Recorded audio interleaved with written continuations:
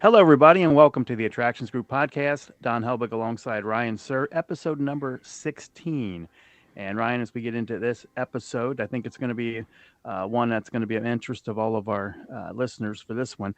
But most parks, they have some sort of system to help guests bypass the line. Programs developed to limit those wait times. It goes back to 1999 when Disney first introduced as a complimentary kind of extra the like Fast Pass, Fast Lane, whatever you want to call it, that allows guests to skip the line and just really allows them to make the most of their day. Yeah, I mean, I've always been curious about this because it seems like, the idea behind it is very sound. And clearly, like a lot of parks see the value and a lot of guests see the value. But I'm going to have a lot of questions for you because you've been around for the implementation of one of these programs. So it's going to be interesting to hear when you think that parks should do it, like how busy do they have to be to justify it, as well as pricing structure and everything else. So, Don, let's start off from the beginning. How busy does a park have to be in order to have something like this? Well, I don't know that it necessarily means how busy because sometimes you can have big crowds at a park, but they also have 18, 25, kind of major attractions. You kind of spread out those guests throughout the park. So I don't know that necessarily has to do with that. I think you'd want to look at it more as, for those marquee attractions, whether it's, five, whether it's 15, whether it's 20 that you have that everybody definitely wants to ride where they're there. I think you look at it that way. But I think, when you have throughout most of the week or, those core dates, Thursday through Sunday, and that maybe where the wait time for these attractions are going to be, 35, 40, an hour or longer. I think that's a time that you'd want to look into doing something like that. So guests really could find a way to make sure if they're coming, especially from outside of the market, a chance to experience everything that a park has to Yeah, offer. yeah. I mean, I completely agree with that. I mean, and it's funny because there's always going to be pushback. There's always going to be somebody that says, you know, why are we teaching kids nowadays that if you have more money, you can skip the line? And I think that the answer to that question is because if you have more money, you can skip the line. If you spend more money at a baseball game, you can sit closer. If you spend more money on an airplane, you get the bigger seats. I mean, like, I think it's as simple as that, don't you? It is exactly that. I think we live in a world of there's the haves and the have-nots. I mean, that's just the way it is. You talked about the airlines. There's first class, third class, coach, all those different types of ways to travel. You go to a sporting event. Nowadays the hardcore sports fan that used to be able to sit down by the dugout. A lot of them they've been priced out. That's not where they sit. They're now on the upper decks. Whether it's baseball games or you go to NBA, NHL games, it's just become, where there's luxury suites, club seats, all those different things that are out there now that, didn't exist in the 70s, 80s, 90s that, it's kind of changed. People, they want those premium experiences. And, whether that's sports, whether that's theme parks, whether that's travel, that's just what, a lot of people want these Well, days. here's a question for you that might actually go beyond the fast lane thing. And I know I'm getting off track faster than usual here, but do you think that the fact that experiences have outpaced inflation as far as cost from like, the mid 80s to today are because people are looking for an experience rather than just attending a baseball game, just attending an amusement park and so on? Like, do you think that the appetite has changed, and why do you think that's happened if it has? Well, I think it has changed. It is about those unique experiences or being able to make the most of what you're going to do, whether it's a park or it is a sporting event. If you're going to go to a sporting event, you have that opportunity, and you have the financial means to be able to get in those club seats where you're able to have food brought to your seats, all those kind of things. You're going to be more inclined to want to do that nowadays. Yeah, I mean, I wouldn't disagree with that. And, and as one thing that I noticed, like going into my adult life from, being a teenager where I had just enough money for gas to having enough money to have things is that you start thinking of it in the scale of like, Yeah, I'll drop the extra $50 to sit closer. Yeah, I'll drop the extra $100 for the VIP area, stuff like that. Obviously, like I don't have a family and stuff, so my priorities would be a little bit different if I did. But I think that as people have had the opportunity to spend more money, the temptation's been there. I mean, let's talk about just concerts at the Timberwolf Theater at Kings Island alone. They introduced the concert series. They had concerts for a couple decades, then they didn't for a long time. Brought them back as potentially one off. Hopefully it continues. But now they built a VIP area. And it's you can sit in about the 15th row for a pretty reasonable amount of money, $45. But just for $10 more, you can sit just a little bit closer and have access to the VIP area. But in addition to that, for just $10 more than that, you can sit even closer and sit in the VIP area and have access to the side of the stage. And you know what? I went to, they had 8 concerts, I believe. I went to half of them, one of which I got a free ticket that was like, behind the scaffolding or something. But all the other 3 shows that I went to, I paid for, okay? And 2 of those 3, I bought either VIP or the Ultimate VIP. And that's for bands that I didn't particularly listen to, just because, like, you know what? If I'm going to go there, I want to make it an experience. So, yeah, I'll drop the extra few dollars. And I think the same translates to, if I'm going to buy $100 ticket to an amusement park or whatever, what's $100 more, $150 to skip the lines? Now, there are some parks where it's a necessity. Some parks, I'm not going to name any names because I don't want to, say this is a negative connotation, but there's some where it's like, yeah, if you're going to go, you have to have the fast pass, and Well, it depends on what you're there to do. right. And let's say you're there to get in, a lot of rides. Yeah, you're going to want to do that if it's a park that, for the most part. Now let's talk about, who this guest is. It's not going to be, if it's, a place you visit 20, 30 times a year, you're not going to be as inclined to take advantage of those kind of things because you're there all the time. But if you're going somewhere else, Disney, Universal, something like that.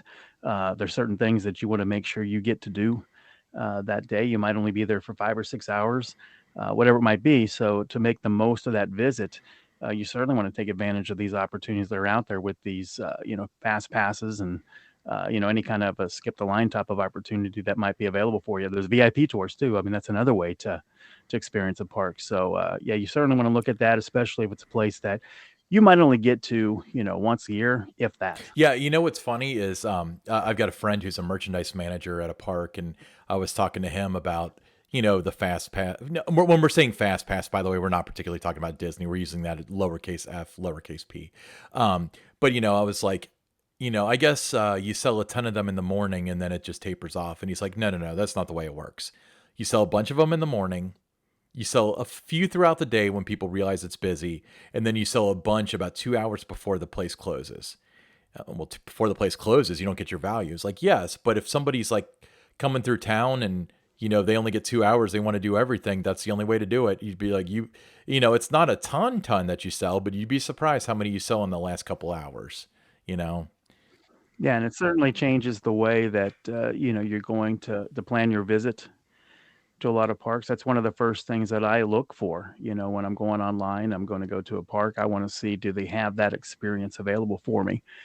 Can I get a like fast pass? Again, we're using that word, not necessarily referring to Disney, but I'm looking for that. Is that there? Is that something I can do? Is there all day dining? Those kind of things that you just want to do to really. I want to make the most of my experience. I want to make sure I don't miss out on anything. And the best way for me to do that is to get these additional perks that are out there that you can buy to enhance your yeah, experience. I completely agree. And I want to use like a personal anecdote.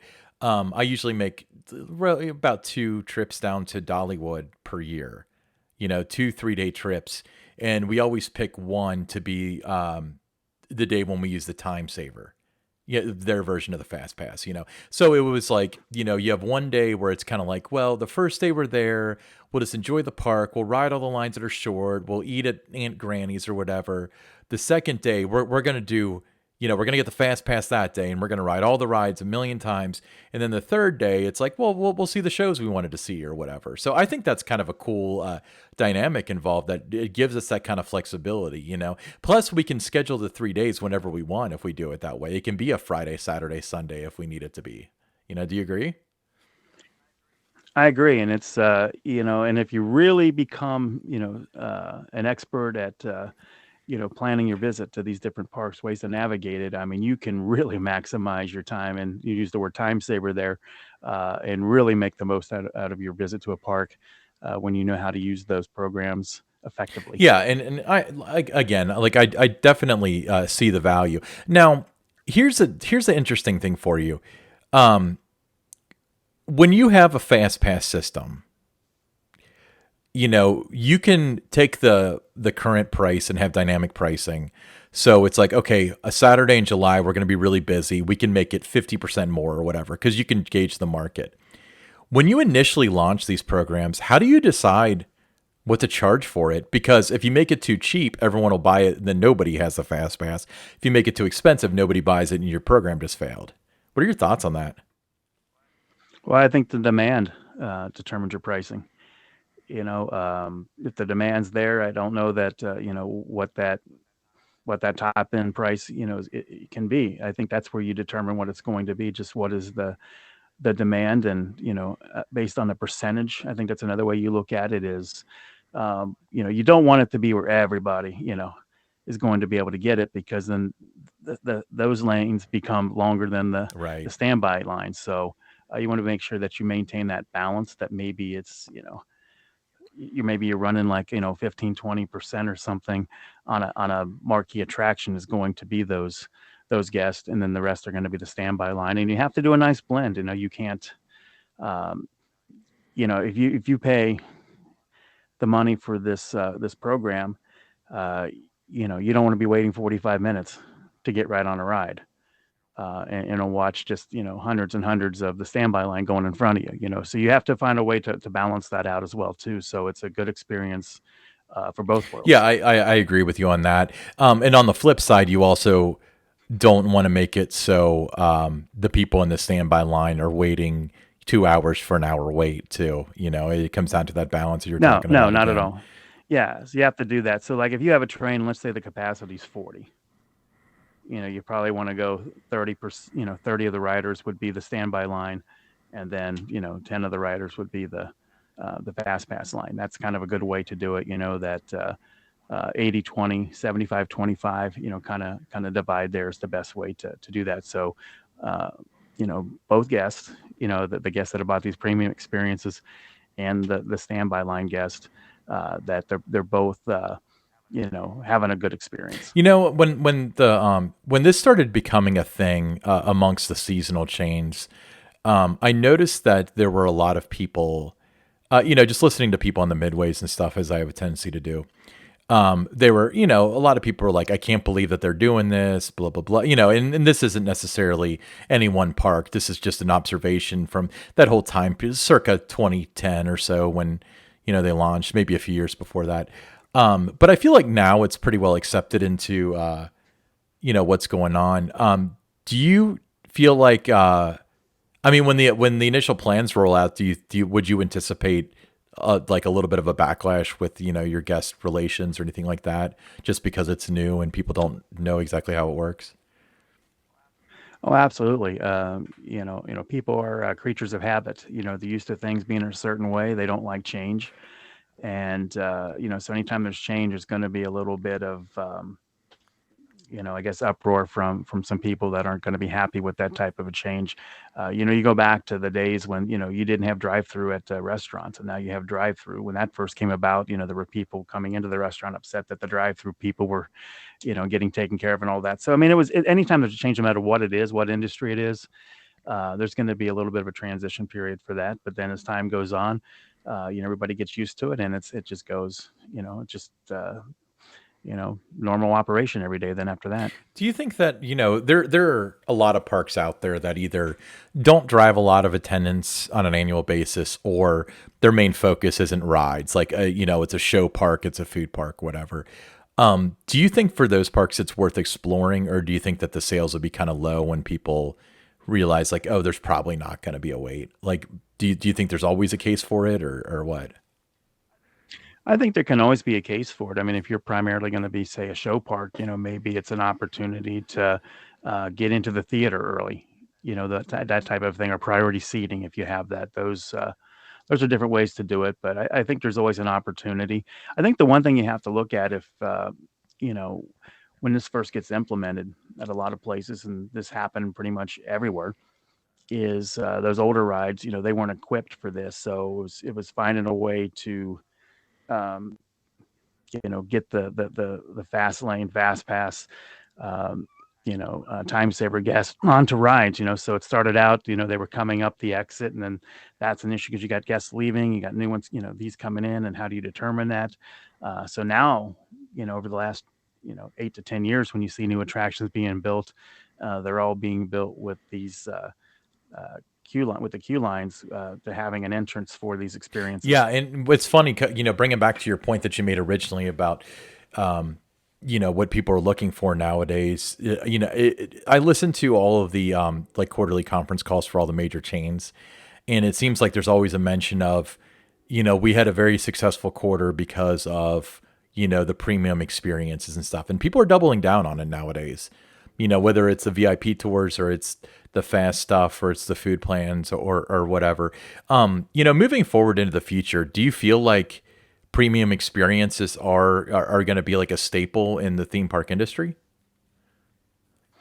I think they're going to be a staple, and I think you're going to see more of those different opportunities develop. You're going to continue to have your fast lanes, but you're going to have your VIP experiences with the tours, the lounges, the dining experiences, all those different kind of things. There's always going to be looking for what's next. Just like with the attractions, you're always looking for what's that next big thrill ride. Well, what's the next type of premium experience that can be provided for Do guests? you think that there are many like marketing opportunities that drive attendance for these things? Like, do you think that having a fast pass can sell tickets as well, or do you think that if it's offered, it's irrelevant to like it might be an up like a augmentation of a ticket, but it's not going to be something that actually sells a ticket? Or do you think it might? Do you understand my question? Well, yeah, yeah. I mean, it's not. It's not a huge driver. It's not going to take you from, say, a 10,000 day to a 20,000 day, anything like that. But I think what it can do is if, somebody lives in Texas and they're looking at going to a park in, say, Georgia, and that opportunity's there, you might be more inclined to do it on a Saturday than you would have, if you only have so much time. You might have thought, well, we're not going to be able to get on everything. Let's go look for something else to do. Well, now that may change that sway that decision because now you can do Yeah, everything. I was thinking about that as well. Where it's probably not really selling tickets necessarily, but it's definitely taking care of a deterrent. You know what I mean? Yeah, exactly. It's a difference maker sometimes. Yeah. Well, that's interesting. So you mentioned Disney did it first. Of all the types of fast passes, Disney has the most complex one where sometimes you upcharge per ride.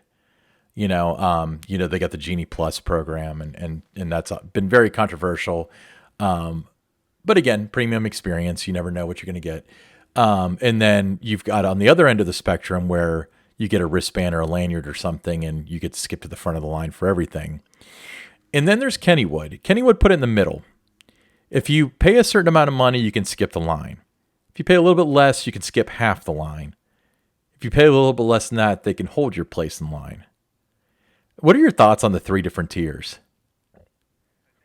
I think the important thing is you have to be able to communicate all those different experiences.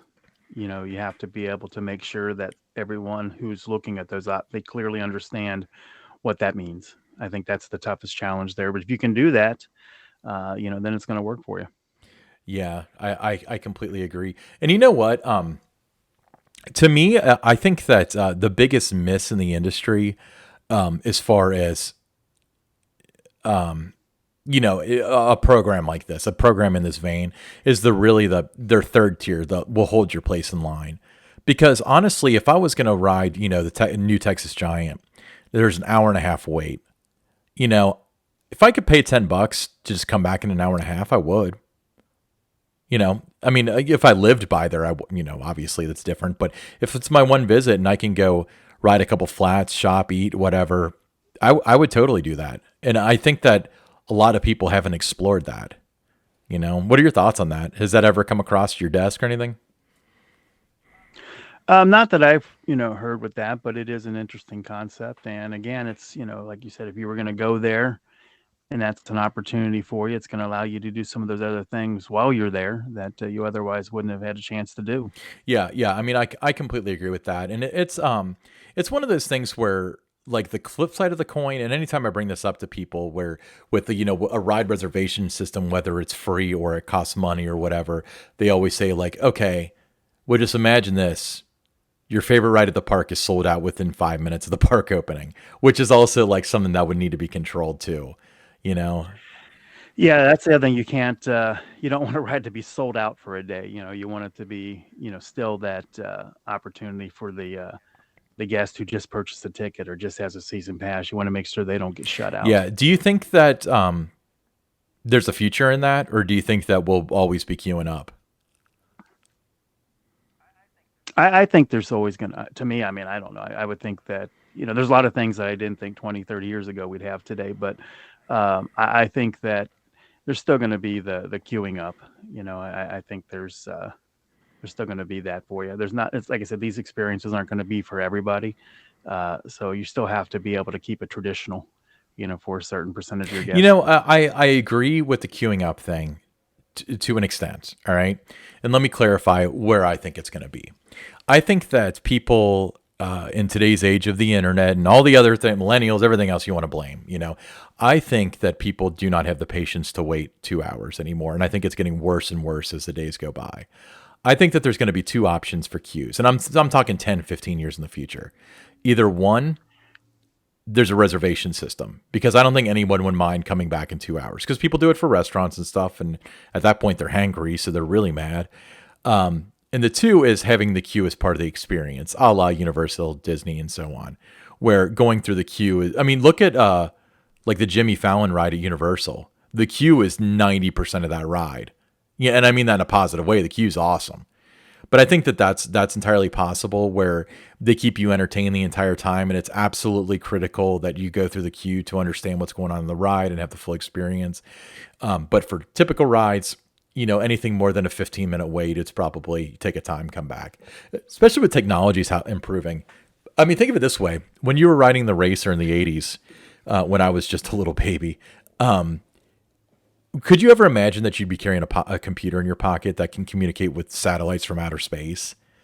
You know, yeah, Absolutely yeah. not. So Absolutely not. You never thought of that. The only thing you had on you, was your wallet and your keys. That's the only thing you had, and you weren't even thinking about anything else about, except for where you were. You weren't, texting friends or, just reading the internet or any of those other kind of things. You weren't taking yourself outside of the e- environment back in that day. exactly. And then furthermore, let's zip ahead to 2000, 2002. Around then, people started having cell phones.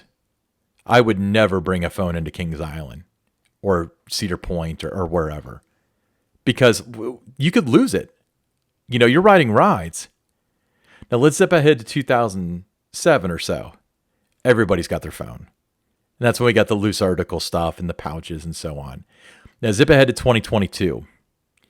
Now, if you don't have the park app, you're missing out. It's a critical part of the experience. So, with that being said, for two parts of this. First of all, you got to suspend disbelief when it comes to like, I don't think there could ever be, anything to replace lines or whatever because who knows. And secondly, technology is moving so quickly that I think that it's going to be easier and easier to accommodate it as the decades go on. I mean, don't you think so? Yeah, I think what you want to. Yeah, I think so. I think what we're heading toward, Ryan. You talk about the queue lines, and I think it's going to become important that it becomes part of the experience in some way. So you are keeping guests in the moment, in your world, the park world. instead of elsewhere. And I think that'll be important, moving forward, is to try to do it that way. Yeah, and do you think that not to throw back to episode 2, but do you think that the park's mobile app will kind of play a part in that? I mean, for a lot of this stuff, if you want like an early beta version, just look at Disney because you can use their Yeah. MDX app to to interact with characters and stuff at Galaxy's Edge. So I don't see why they couldn't implement Yeah, that I moving think forward. I think apps will become, they're already very important, but I think they'll become an even more important, piece of the theme park experience moving forward. Yeah, I mean, we've been through this before, so I don't want to go on a long tangent about it. But when we talk about premium experiences and stuff, and particularly with the fast lane stuff, because again, I really believe that ride reservation is going to be what you're going to see in 10, 15, 20 years. But I think that the app is going to be the core of that, or whatever replaces a phone. They're saying Yeah. watches and implants and stuff, whatever. I'm not going to get into the science Yeah, fiction well, about it. let me ask you this Yeah. now, Ryan. We've talked about the different experiences that are available Hmm. out there. You've done it both ways. You've visited parks, the traditional Right. way, and then you've had that opportunity to go, whether it's your home park or somewhere else, where you've had that opportunity to try these VIP experiences, and it certainly changes the way that you experience a park. But now that you've had a taste of that world. Uh, is that something now that, how important is it to you that that is available for you? It's pretty important. I would say, I mean, not necessarily a VIP tent and tours and stuff like that, but definitely, talking about the fast lane stuff, the fast pass stuff. There's a park that's local to me that's a couple hours away that doesn't have it. And I think that that's actually been a deterrent to me. And that's what I had in mind when I asked that question, because, I work a 9 to 5er. So on Saturdays and Sundays, I know that they're only busy days, and it's like, do I really want to drive down there if it's going to be busy or whatever? If I went on like a Wednesday, I could walk on anything. But if they had that option, especially a reasonable price, I definitely would have made a trip. You know, but beside that, I mentioned the Dollywood thing. That's more of a luxury. I'd still go without it. Mainly because it's kind of an outlier for them to have lines that are unmanageable. And I think the park well enough to know that you can you can catch Mystery Mine at the end of the day and have a short line or whatever. But not having to manage that and just like, yeah, let's just ride this. That's awesome. I mean, I think that really enhances the experience. Yeah, I agree. Awesome. So like I know that most places at least claim to have a cutoff for the amount of fast passes they sell. What are your thoughts on that? Like, where would you put it if it was your decision? There is a cutoff. I can tell you Yeah. that in a lot of different chains there is that point. It's still all about the experience. You have to provide a great experience, or if it's just about the revenue, that catches up to you, no matter what chain you are. So I think there is that period. It's a certain percentage of your attendance that day determines what that number is going to be, and what rides are going to be available. If there's a time during the year where the water park's part of your park experience, part of your admission, that spreads out the park a little bit more. So maybe that number is going to be different in the spring or in the fall than it's going to be in the summer months, just because of the way the guests get dispersed in that. So there's a lot of things that go into, a lot of people that much smarter than I am, that that figure that that formula out, what that's going to be throughout the industry. But there certainly is that magic number that you have to have that balance. Not everyone's going to be your premium experience guest, and that's always kept in mind. Okay, so you mentioned that there's a formula to it in terms of, a lot of parks have it, so the water park's involved, and sometimes there are water rides involved, which would disperse the crowds and stuff. But as a percentage, if you were the GM of a park and had complete creative control, if you were going to say for a percentage of the population of the park, we'll sell this many fast lanes, what percentage would you make it? Not necessarily what's been in your experience, but like from a guest standpoint and from what you know about operations and stuff, where would you put that number? Just for anybody that's thinking about doing this sort of thing. I think, to me, it's kind of that. 80, 20, 75, 20% type of rule that you have to where that's kind of your a nice cutoff. 20, 25% of your guests, can have that experience, and you kind of top it off there. Yeah, I mean, I agree. And Because you get more than that, and then your VIP experience isn't as good. So you have to keep that in mind too. I mean, there's a reason you call it VIP because not everybody has it. right. Yeah, I mean, I completely agree. And then you mentioned earlier that, if you were to pilot the program, it would be based on demand. Do you see that, like, would you survey guests and say, like, what would you pay to skip the lines here? Like, is that the easiest way to do it? Or, I mean, what are your thoughts? Because I imagine that if you have a baseline where you know that on Tuesday it's $50, so Saturday it should be 75, that's a lot easier than knowing, okay, we're going to start this program on Tuesday and it's going to be $50. That would be the hardest part for me if I was going to implement this program. Where do you set the Yeah, price? I think you just started off to just see what's gonna, with what you think. You just have to come up with that number yourself, what arbitrarily you think it's gonna um, work at, and you're gonna find out quickly if you picked right or you picked wrong. If you picked, uh, you know, wrong on two counts, wrong that too many people did it, uh, or wanted to do it, and you sold out quickly with it, then your price, there's demands there. You want to go higher. If nobody's buying it, you're too high. So you have to do it that way. It's trial and error. You're going to find out, and you're going to need enough time. You're not going to find it in 2 or 3 weeks. I mean, you need enough time to really be able to analyze those numbers and know where that sweet spot is. Now, one thing I've noticed is that there are parks out there that either offer a discount or exclusively sell the fast pass in advance. So you can't buy a day of, or if you do, it's a little bit more expensive. What are your thoughts on that kind of thing? I think that's a good way to go. You want to try to get those advanced sales as quickly as you can.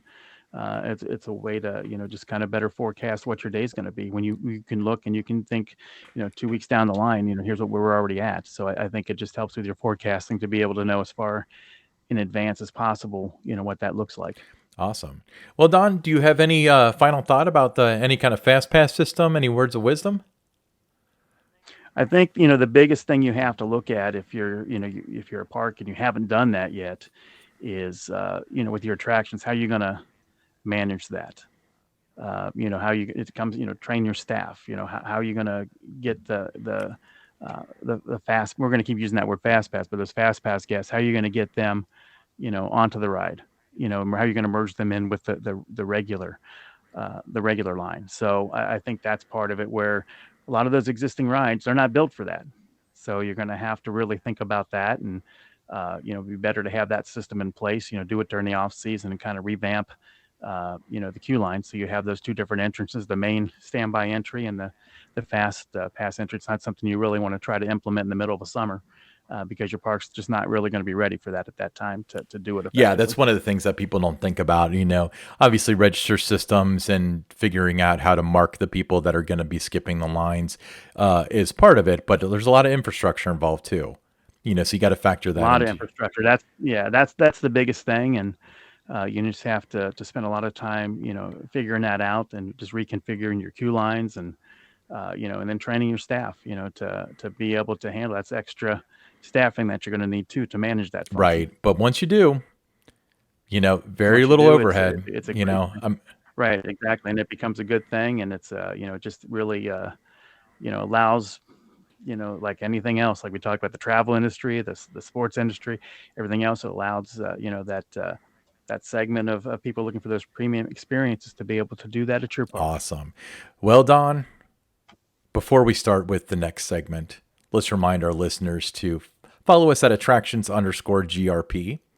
We already picked one winner for, some random Don stuff who has not reached out to us. So I guess we'll have to reach out to them. We're not going to say their name. Follow us on your favorite podcast apps as well as on YouTube by searching for the Attractions Group podcast. We appreciate everybody that followed us. We gained a lot of subscribers, and we're going to try to be a little bit more YouTube friendly moving forward because it's more fun for you to see us, we assume.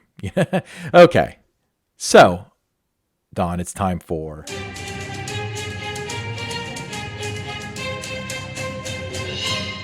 the Pick Six. So, this is a segment, for those of you who haven't listened before, where Don and I pick 6 stories or information patents from the amusement park industry that we want to discuss, that we find interesting, that we find relevant. So we've got a really cool one for you today.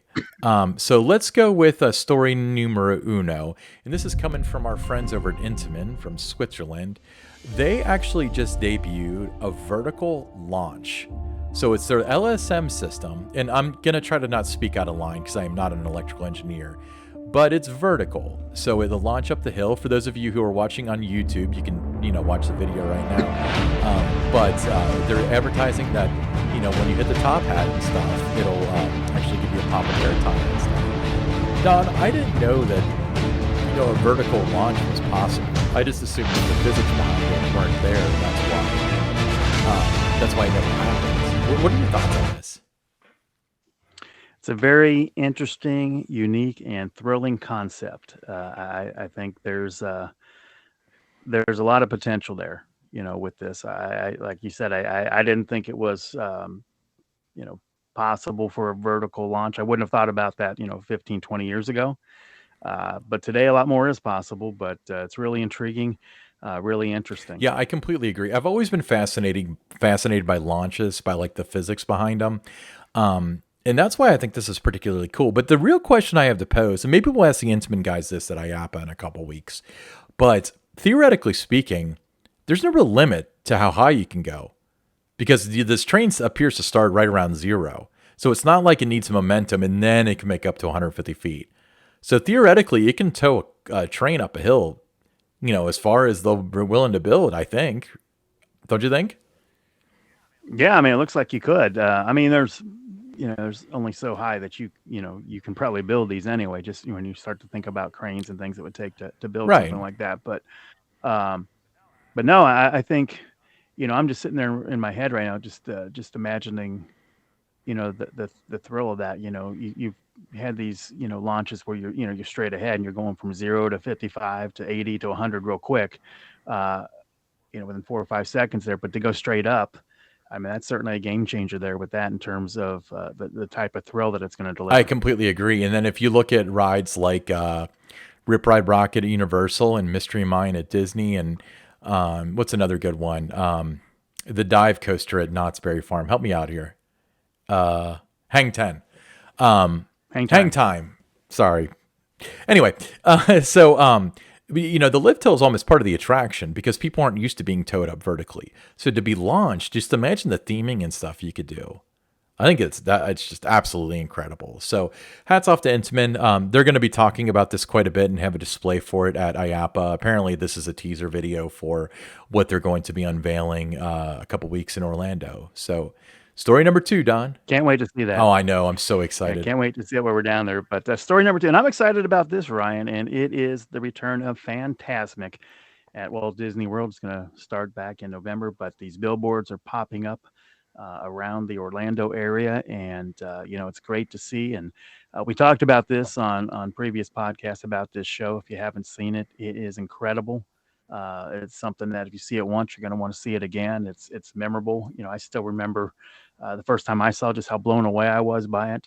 But it's great to see it coming back. But I also love when live shows become like a marquee attractions at parks. Yeah, it's funny that you say that because, while we're down in Orlando, we're going to be visiting a couple parks. My girlfriend's going to be with us, and she was like, "I really want to go to Disney," and I was like, "Well, first of all, we don't have time. Second of all, I don't want to go down there until Fantasmic's back." So Fantasmic returns November 3rd, 2022. So it looks like I lose that bet. We're still not going to Disney. But for me, it's like, why would you go to Hollywood Studios without Fantasmic? I mean, there's a lot of cool stuff there. It's great. But if you want the capstone, the really true, like, wow thing that Disney does, Fantasmic is such a perfect example of that. If that was the only thing you did Hmm. on a trip to Disney World, it would be just so worth the time. That's just my opinion of it. Yeah, and I mean, how often can you say that about a nightly show? I would say that maybe like Illuminations at Epcot was kind of like that too, where it was so elaborate and moving and stuff that if you just went to Epcot, you only had 3 hours and you could walk, by the time you parked, you walked in, you got to your spot around the World Showcase Lagoon, you can watch Illuminations in a good spot. That would be worth the price of admission. Fantasmic is definitely sits on the same shelf as that show. So excited about that. I'm gonna try to make it down there in the early spring. In their quote unquote dead season, even though they don't have one anymore. And because I really want to see Fantasmic. All right, so let's go story number 3. Oh gosh, it's the racer. So anyway, looks like on kingsislandgear.com you can buy a piece of the racer's wood along with the nano coaster that represents the racer, which is really really cool. It seems like there's been a lot of opportunities for people to buy pieces of rides nowadays. I mean, Kings Island alone is the racer.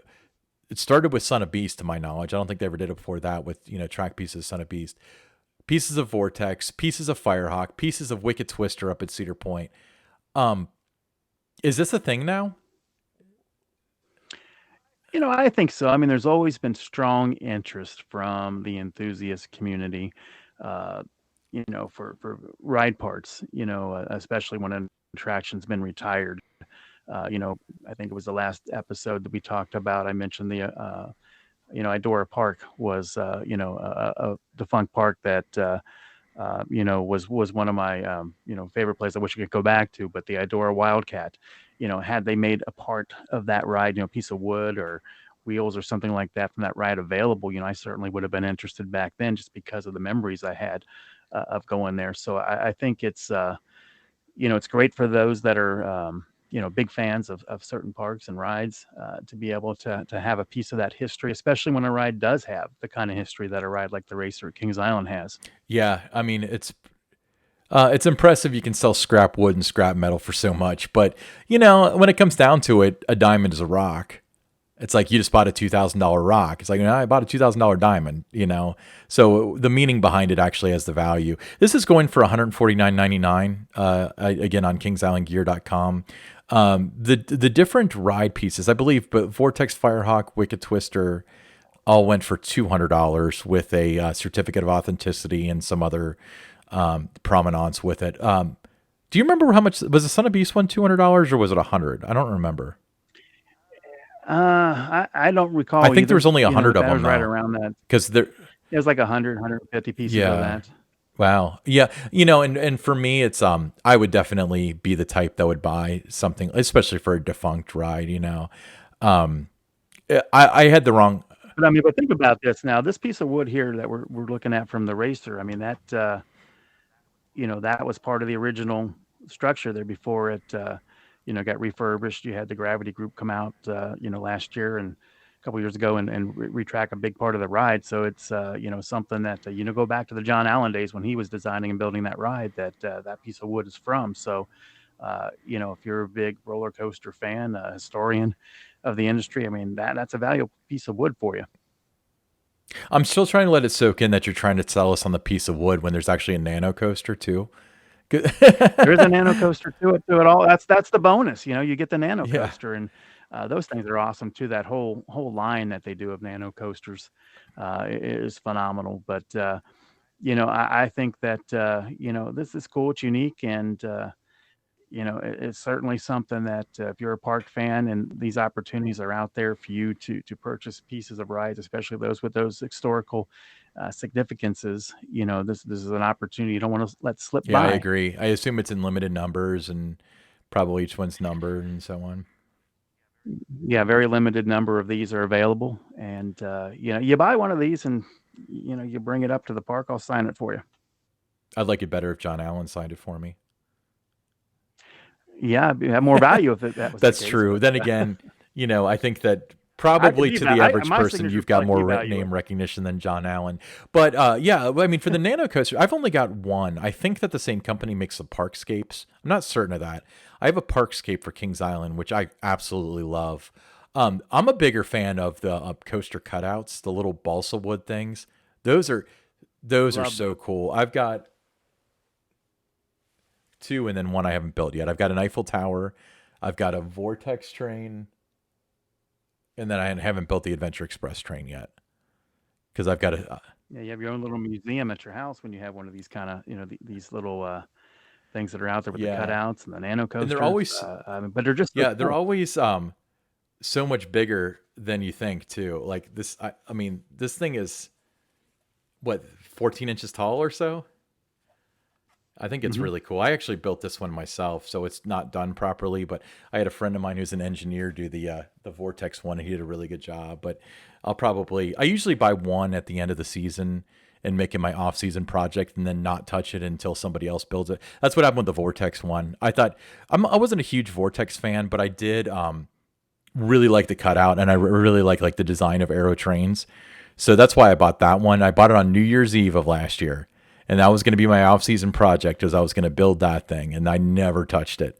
And then I had my friend build it. Yeah, I'm always interested, and I see the part where it says assembly required, and building things was never my strong suit growing up. So puzzles, any of those kind of things, I always struggled with that. So I can get in. I guess I could have someone else build it for me. Yeah, yeah, absolutely.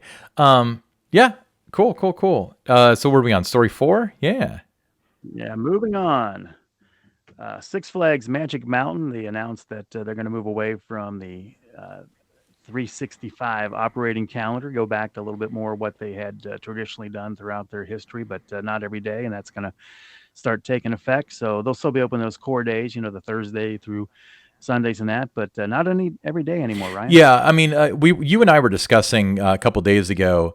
I was saying like I'm shocked they ever won 365. And you're like, no, I think they've always done it. But I found an article saying, It sounded like they had done it because you just thought about that, being out in LA, but then it's some of the other parks out there that are open, right, the Knott's Berry 365 in Farm, that Universal, neighborhood and Disney, stuff. they're open Prairie every Farm day. 365 and that, Yeah, but yeah, but I mean, you try it, you find out what works for you, what doesn't, and I think they can provide a better overall guest experience when it's especially in these off peak seasons, the winter, and it is probably going to be a better experience for the guests that go, that it is not 7 days a week and maybe 4 days a yeah, week. and that's the thing.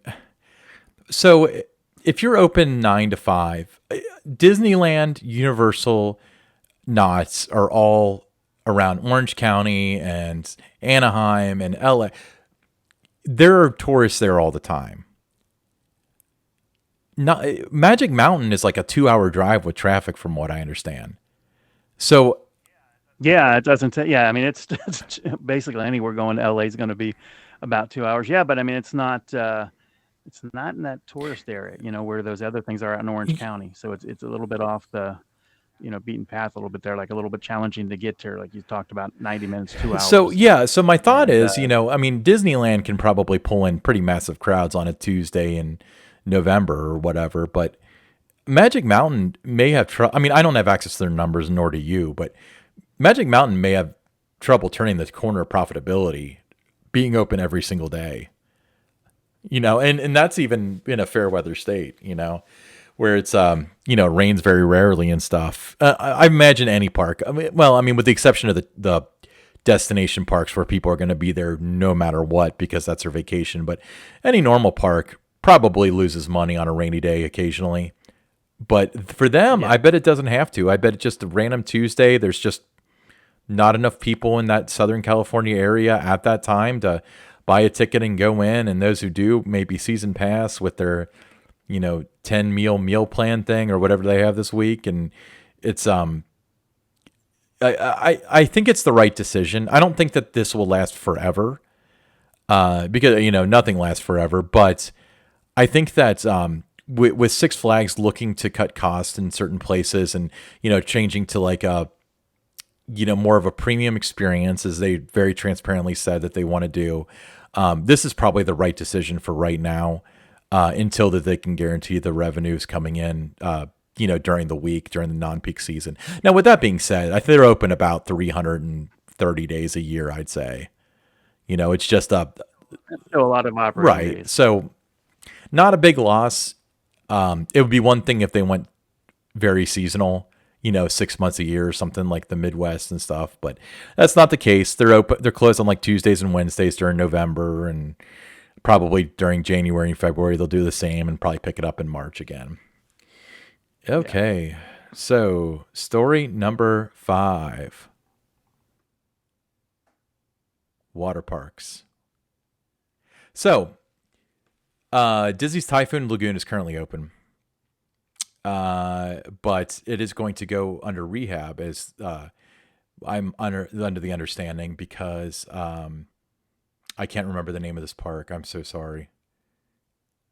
Blizzard Blizzard Beach. Beach. I kept on wanting to say Castaway Bay. This does not like embezzle the Blizzard side of it. So Blizzard Beach has been closed since pre-pandemic. They closed it at the pandemic and never reopened. So they're going to reopen it, and it's going to have some special frozen attractions. So that's going to be kind of cool. But anyway, so they haven't officially announced that Typhoon Lagoon is going to be closing, but they did announce that this will be reopening here in about a month.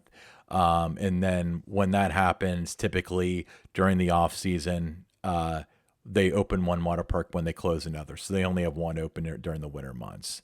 So have you been to a Disney water park, Don? I have. I've been to pretty much all of them down in the Orlando area. Love Blizzard Beach. A lot of fun there. My daughter was like 5 or 6 the first time we went there, and just a lot of fun. Now, normally you're not thinking water park, in November, when everyone says, "Oh, it's reopening," oh, it's exciting.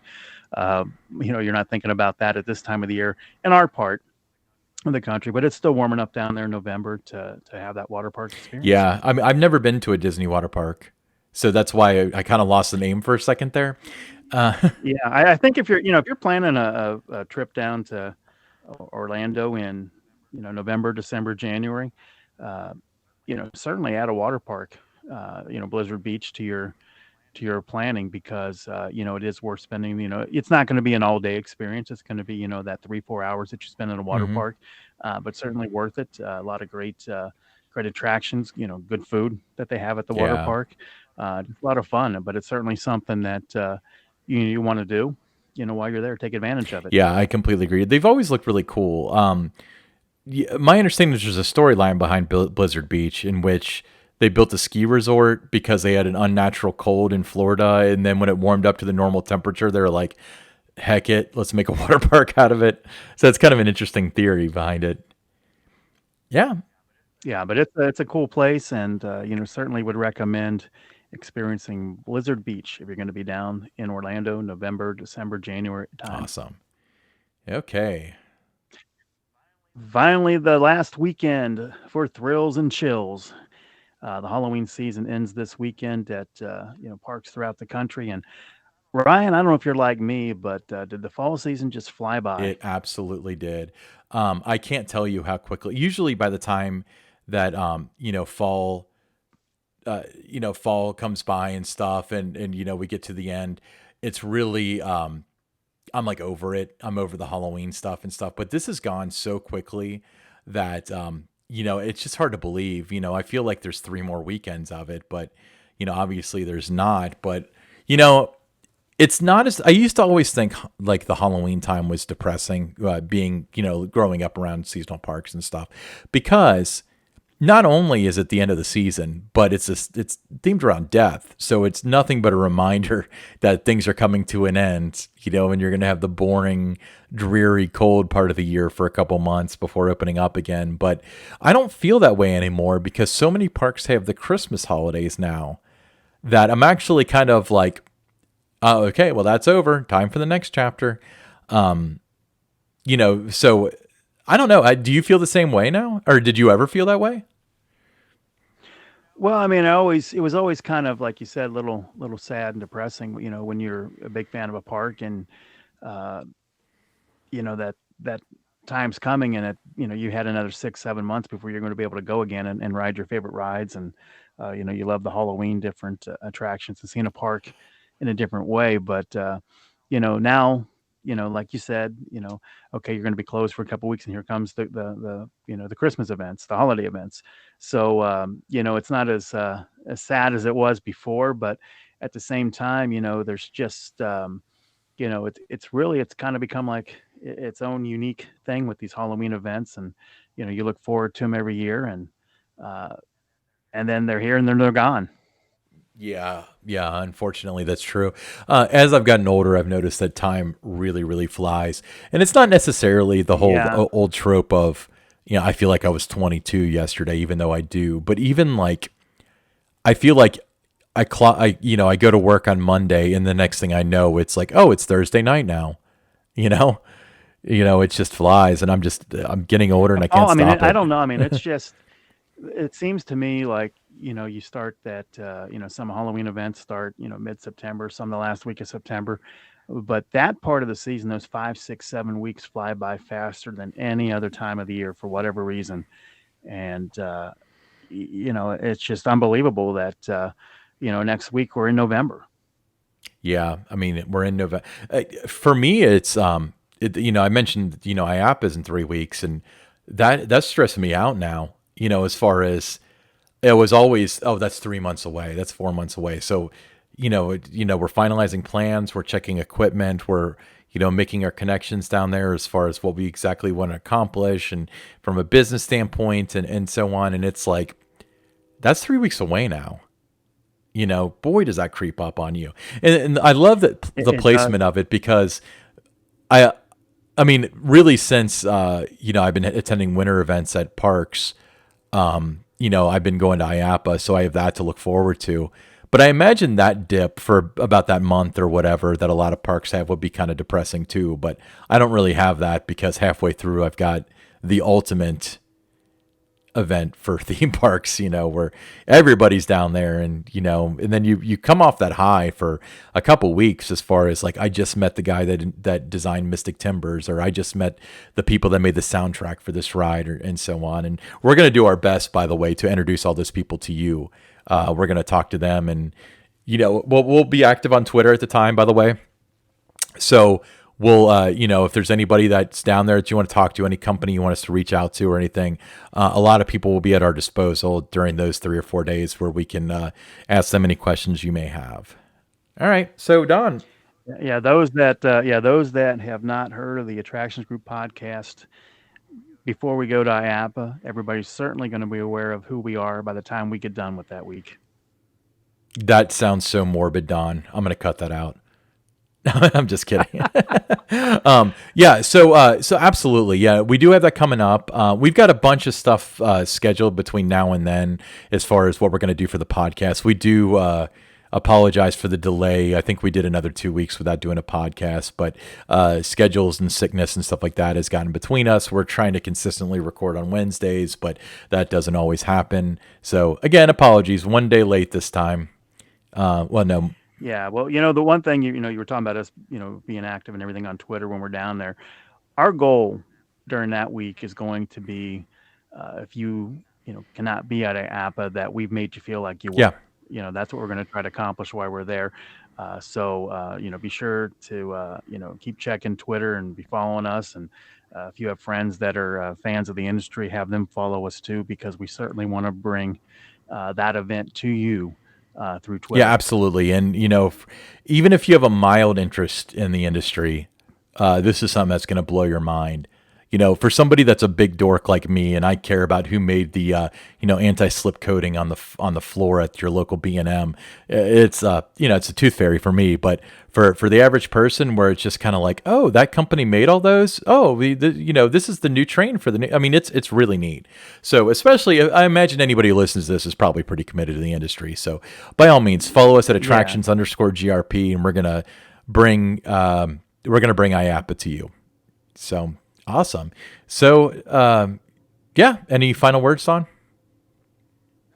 No, another fun episode. I think we had pretty good conversation about the different premium experiences that parks offer, and looking forward to some of the guests that we're going to have coming up in the weeks ahead. And as you mentioned, IAP is just around the corner, and that's going to be a lot of fun. Yeah, really excited about that. Uh, Next week we have a very special episode with a guest. Not going to say who it is because we've had so many guests get moved around and stuff. But make sure that you're looking out for us mid next week for a very special episode. When I say very special episode, I can't get this out of my head, and I'm just going to say this so it brings us up to an hour because we're at 59 minutes. But there's a Funny or Die series on YouTube that makes fun of very special episodes of stuff from the 80s. And it's like it's pretty vulgar and stuff, so like whatever, but it's so funny because like everything was so heavy-handed back then, you know. But anyway, very special episode next week. Nothing to do with any of that, but we're going to have a special guest hopefully. And if not, we'll continue to bring you the content that we always do.